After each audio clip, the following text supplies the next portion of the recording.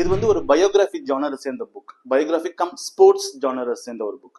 நம்மளுக்கு எத்தனை பேர் தெரியும் தெரியல, பிரித்திபால் சிங் 1960s காலகட்டத்தில் one of the most celebrated Indian hockey player, king of penalty corner அப்படின்னு சொல்லுவாங்க.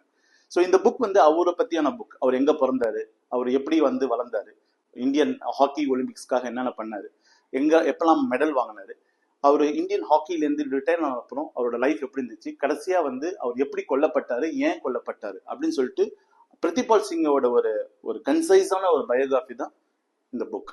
இது மாதிரி புக்ஸ்லாம் வந்து ரொம்ப ரேர். ஓகே, ஏன்னா வந்து இந்த புக்கில் பார்த்தீங்கன்னா first few chapters India Pakistan partition பற்றி பேசியிருப்பாங்க. அடுத்து வந்து ஸ்போர்ட்ஸ், அந்த ஸ்போர்ட்ஸ் ஹிஸ்ட்ரி பற்றி பேசியிருப்பாங்க. ஃபைனலி வந்து ஒரு ஸ்டூடெண்ட் பாலிடிக்ஸ் பற்றி பேசியிருப்பாங்க.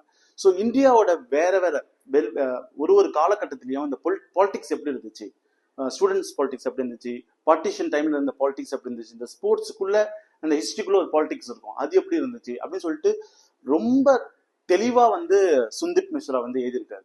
ஸோ இது மாதிரி ஆத்தர்ஸ், இது மாதிரி புக்ஸ் வந்து நம்ம we have to celebrate authors like Sundeep Mishra. இந்த மாதிரி புக் எழுதுறதுக்கு வந்து நிறைய ரிசர்ச் தேவை, நிறைய பேஷன்ஸ் தேவை, எல்லாத்துக்கு மேல வந்து ஒரு பெரிய போல்ட்னஸ் தேவை. ஓகே, நினைச்ச விஷயத்த சொல்றதுக்கு.